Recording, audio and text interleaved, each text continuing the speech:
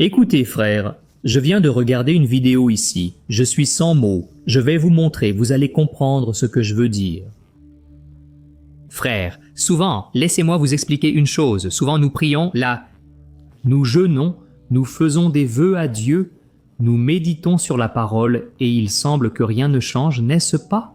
Il semble que nous n'ayons jamais cette expérience surnaturelle avec Dieu.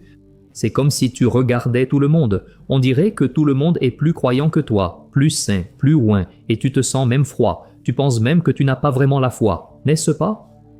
Permets-moi de partager une leçon tirée de mon parcours personnel, mon frère. Toutes les fois où j'ai décidé de me consacrer davantage, où j'ai décidé de jeûner, où j'ai décidé de prier plus profondément, je ne voyais pas le résultat à ce moment-là, mais je voyais le résultat avec le temps. C'est comme si je semais des graines, et la Bible dit cela dans le psaume 126. Celui qui marche en semant, c'est-à-dire en lançant des graines, reviendra avec la récolte dans ses bras, avec beaucoup de joie. Mais, frères, ce processus du jeûne, ce moment où vous vous sentez plus abattu, ce processus où vous traversez un désert, une grande épreuve, il semble que vous ne voyez pas beaucoup la main de Dieu. En réalité, Dieu te soutient d'une manière que tu n'imagines même pas. Et je vais te dire une chose, fais attention à ce pourquoi tu pries, parce que ce pourquoi tu pries, Dieu est en train de recevoir et il va l'accomplir dans ta vie. Amen. Comment Dieu répond-il à nos prières pour plus de patience, mes frères? Il va mettre une personne compliquée à tes côtés, il va mettre quelqu'un qui va te faire perdre ta paix. Pour quoi faire? Pour que tu développes la patience, c'est comme ça que ça se passe. Il ne va pas simplement te donner la patience comme ça. Tu pries et tout d'un coup, il vient un feu, quelque chose de surnaturel et soudainement, tu deviens une personne patiente. Ce n'est pas comme ça, frère. Tu te souviens de l'exemple de Moïse? Moïse a fini par tuer un Égyptien sur un coup de tête. Pourquoi? Il voulait régler les choses à sa manière. Il voulait faire l'œuvre de Dieu, libérer son propre peuple par la force de son bras, et ça a causé des problèmes, n'est-ce pas? Il a fini par tuer cet homme. Que s'est-il passé? Il est parti dans le désert et y est resté 40 ans. Je ne dis pas que les 40 ans, ce temps si long, c'était parce qu'il a tué l'Égyptien. Ça peut être aussi, mais ce que je veux dire, c'est que Dieu était en train d'enseigner à Moïse à être patient, à être humble, à dépendre uniquement de Dieu. Il a gardé des brebis pendant 40 ans, frère, parce qu'à l'avenir il gouvernerait un peuple rebelle, un peuple têtu, désobéissant, et la Bible dit que sur toute la terre il n'y avait pas un homme plus doux, plus calme que Moïse. Tout cela parce qu'il est passé par un processus d'entraînement. Et je veux te dire une chose, chaque fois que tu cherches le Seigneur, il t'a déjà entendu dès la première fois, d'accord? La Bible dit là dans Daniel chapitre 10 verset 10, l'ange a dit à Daniel, « Daniel, depuis la première fois que tu as commencé à t'humilier devant ton Dieu, tes prières ont été entendues, et c'est à cause d'elles que je suis venu. Mais il y a eu une bataille dans le ciel pendant 21 jours. La bénédiction est restée retenue, mais maintenant Dieu est ici pour te révéler les choses qui vont arriver dans le futur. » Alors, frère, il arrive souvent qu'il y ait une bataille spirituelle si grande qu'on ne la voit pas, et tout ce qu'on doit faire, c'est faire confiance que Dieu s'occupe de tout, que Dieu contrôle notre vie et que tes recherches du Seigneur ne sont pas vaines. Amen.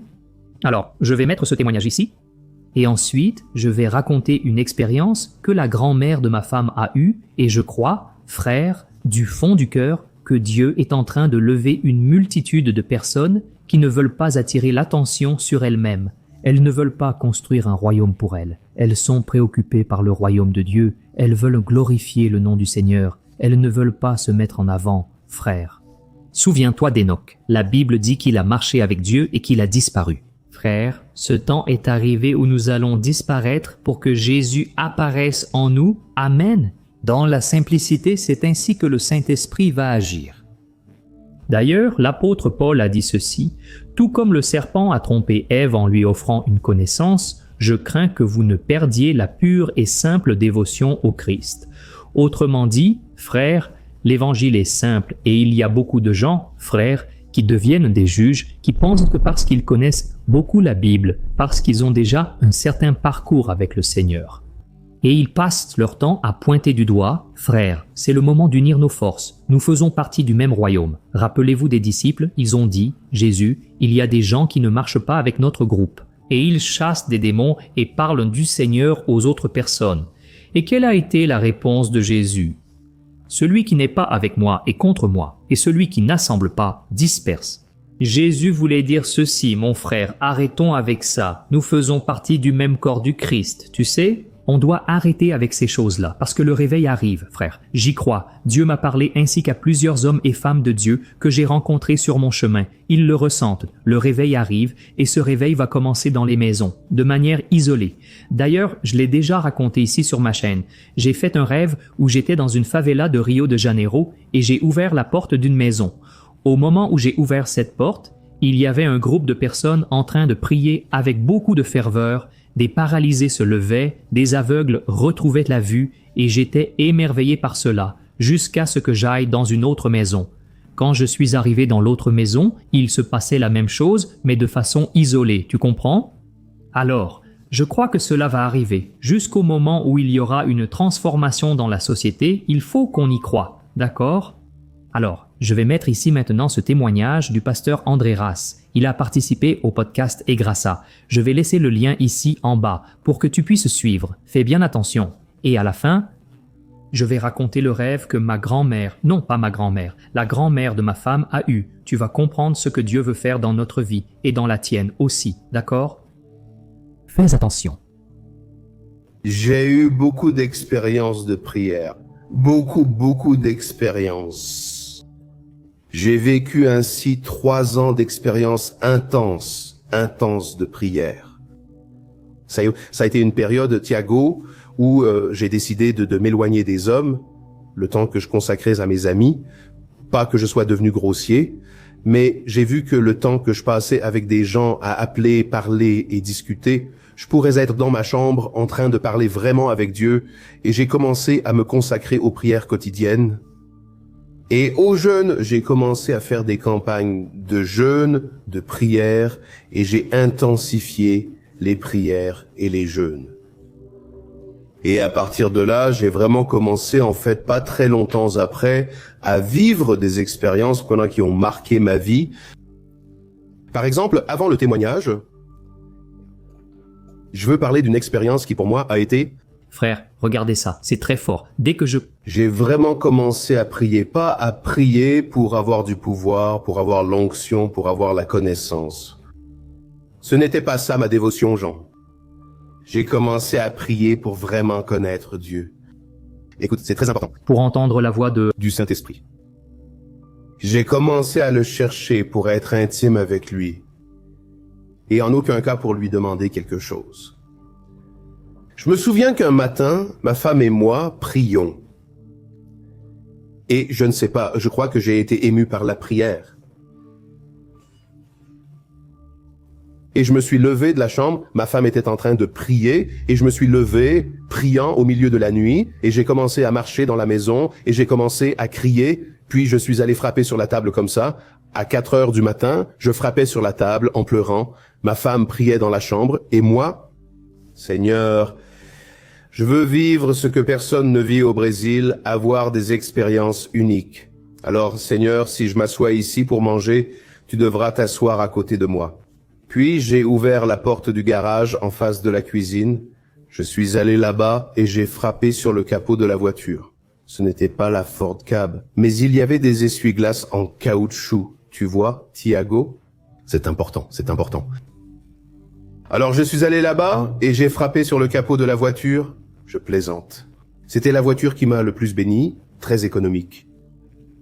Et j'ai frappé sur le capot de la voiture et j'ai dit, « Seigneur, regarde en pleurant, à 4 heures du matin, il faisait froid, mon frère. » Et moi, dehors, en pyjama, frappant sur la voiture, disant, « Seigneur, si je monte dans cette voiture pour voyager, tu devras t'asseoir ici à côté de moi pour voyager avec moi. » Et ça paraît fou, n'est-ce pas? Mais parfois, ton esprit parle. Je suis revenu et j'ai continué à prier avec ma femme. Cette semaine-là, j'ai oublié. Je suis allé prêcher à un congrès à la frontière de l'Uruguay, jeudi et vendredi. Et le samedi et le dimanche, je devais prêcher à Ponta Grossa, à un congrès de secteur, cercle de prière.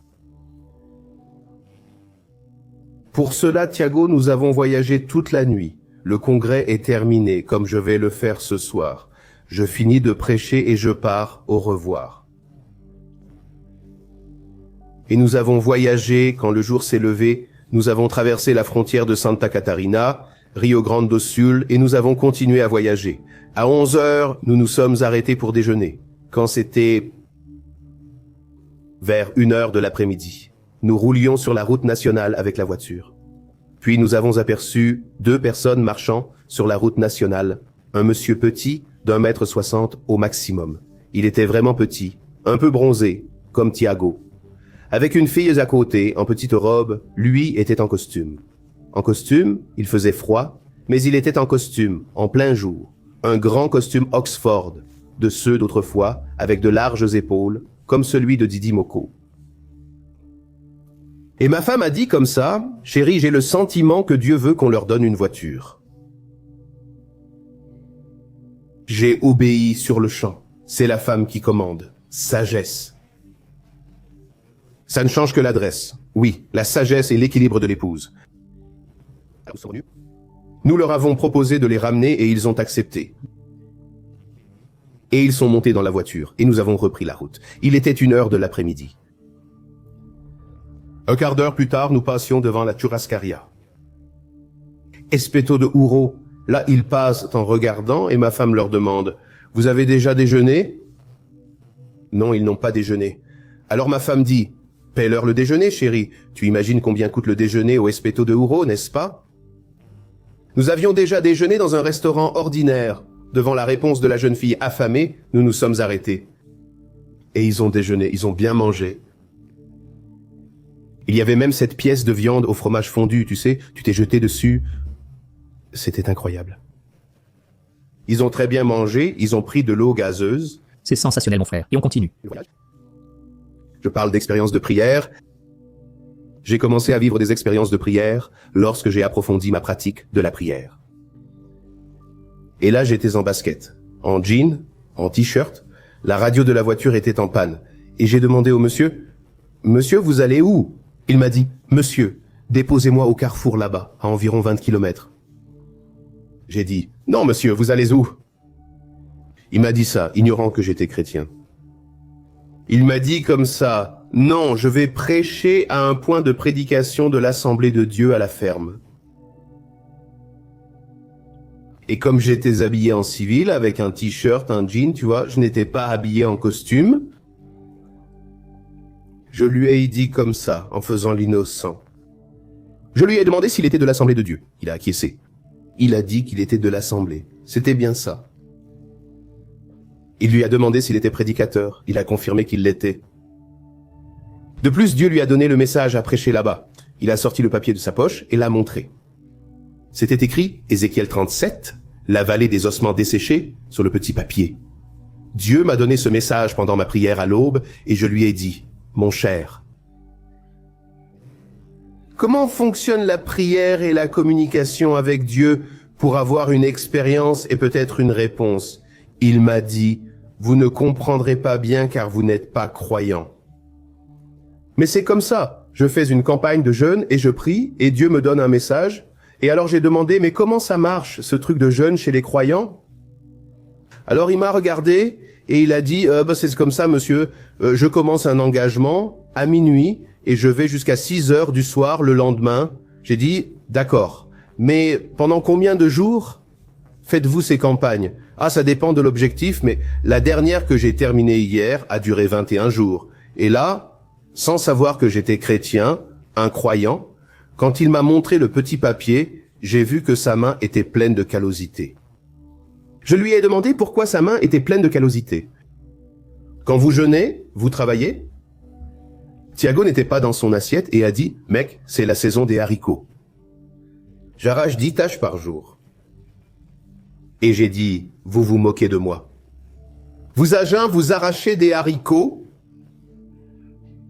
Et alors j'ai dit comme ça, « Ce congrès où vous allez prêcher est très grand. » J'ai dit comme ça, « Non. C'est un point de prédication. Là-bas, il y a le couple de missionnaires qui ont été envoyés là-bas par l'Église. Il y a le gardien de la ferme qui s'est converti avec sa femme et ses 2 filles.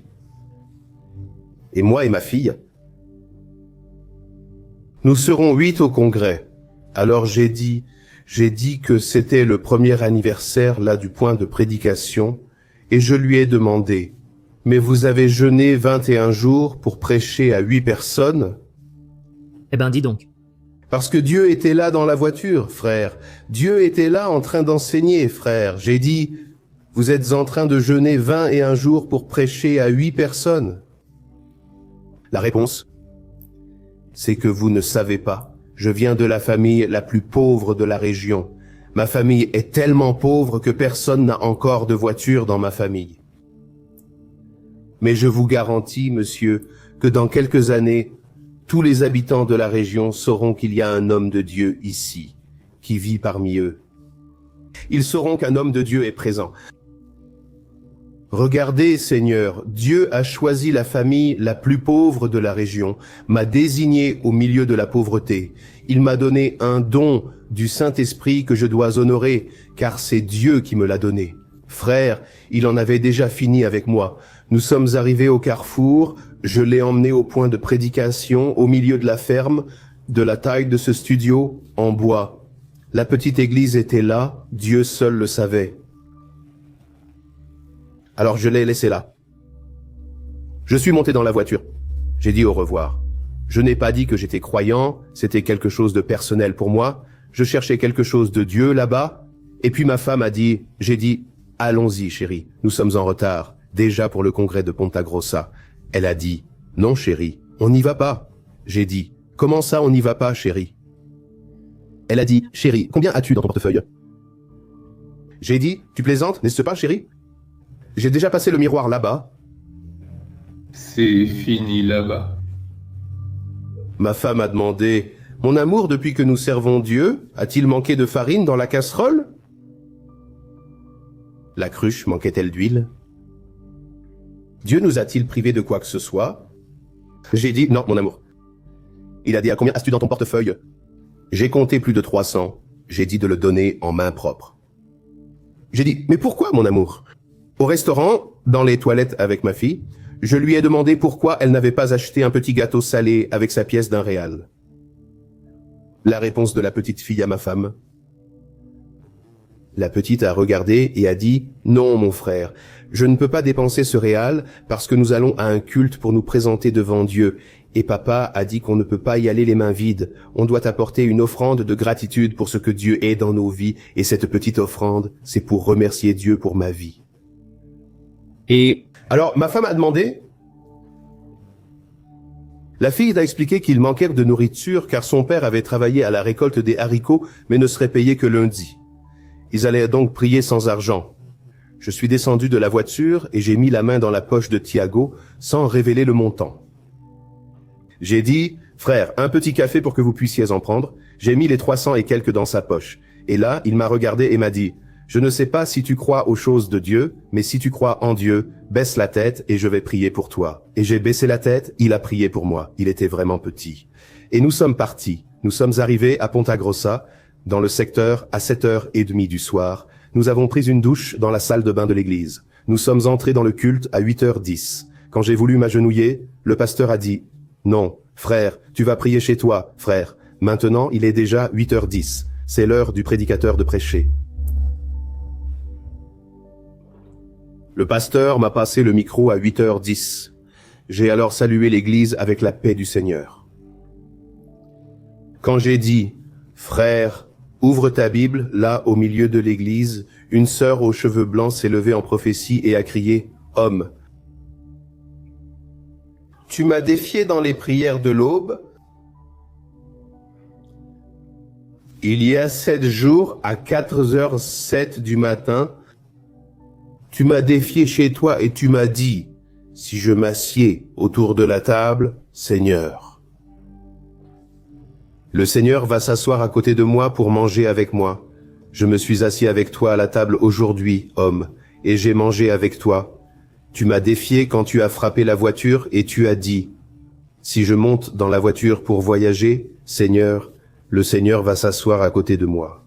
Voici que je te dis que je suis monté dans ta voiture ce jour-là, et j'ai voyagé avec toi. Parce que tu l'as fait à l'un de mes petits, c'est à moi, le Seigneur, que tu l'as fait. Je place une porte ouverte devant ton ministère que personne ne fermera au Brésil. Ainsi parle le Seigneur.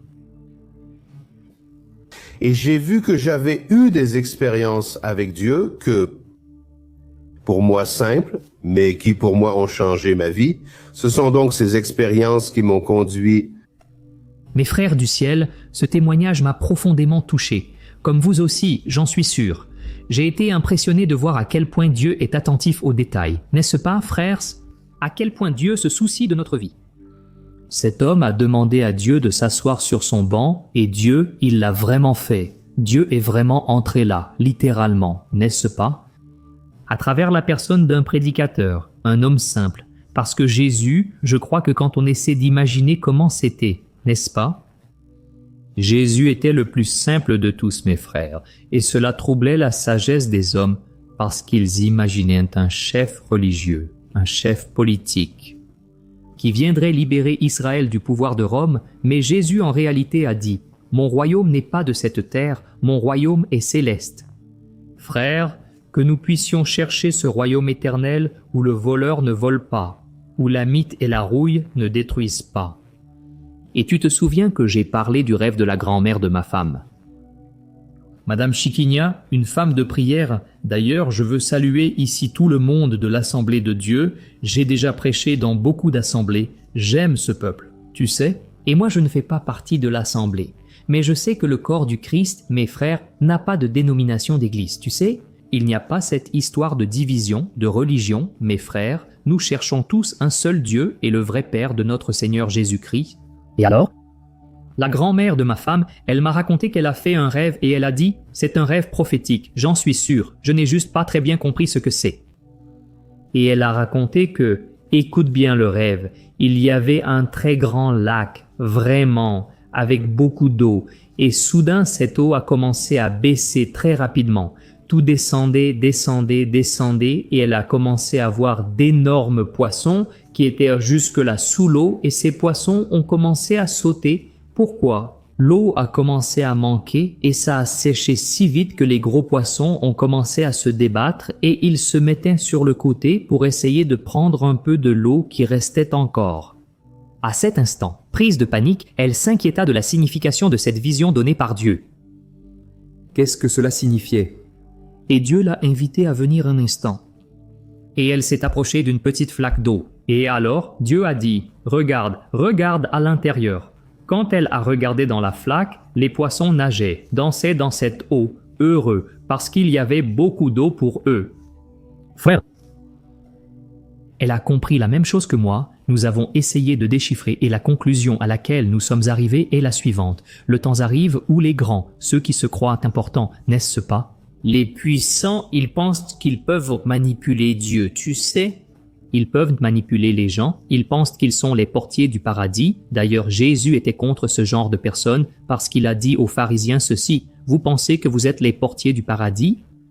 Laissez-moi vous dire une chose, vous n'entrerez pas au paradis et vous empêchez d'autres personnes d'y entrer. » Donc, Jésus était contre ces personnes et il a conclu en disant, « Écoutez, les prostituées, les collecteurs d'impôts, les pécheurs entrent dans le royaume de Dieu avant vous. » Parce que Jésus a bien précisé que c'est celui qui se repent sincèrement qui est accepté par Dieu, même si tu n'es pas une personne religieuse, même si tu n'es pas quelqu'un qui va encore à l'église. Amen. Tu peux avoir un cœur tourné vers Jésus, vers le Christ, si tu te repens de tes péchés et que tu le confesses comme ton Seigneur et Sauveur. Amen. C'est cela qui a changé ma vie et qui va changer la tienne aussi. Reconnais que Jésus est mort sur la croix à cause de tes péchés. Et alors, qu'est-ce qui s'est passé? Nous sommes arrivés à la conclusion suivante. Dieu retire cela de ces personnes, mes frères, et le donne aux petits, aux simples. Regardez ce prédicateur, mes frères, que cet homme a rencontré au bord de la route. C'était un prédicateur simple mais rempli du Saint-Esprit. Il avait de l'eau en abondance pour lui et Jésus. Jésus a dit, « Celui qui croit en moi, de son sein couleront des fleuves d'eau vive. Amen. » Alors, je crois que le réveil est en train de commencer, nous en sommes encore au tout début. Dieu va élever les simples, ceux qui ne veulent pas de gloire pour eux-mêmes, ceux qui veulent glorifier le nom du Seigneur, d'accord? Gloire à Dieu, je veux juste te demander de cliquer sur « J'aime si tu as été édifié ». Laisse ici ton commentaire en disant combien Dieu t'a touché, car cela encourage d'autres personnes à regarder jusqu'à la fin. Et n'oublie pas de t'abonner à ma chaîne parce que je veux t'aider à marcher avec Dieu chaque jour, d'accord? Dieu te bénisse, Gros câlin.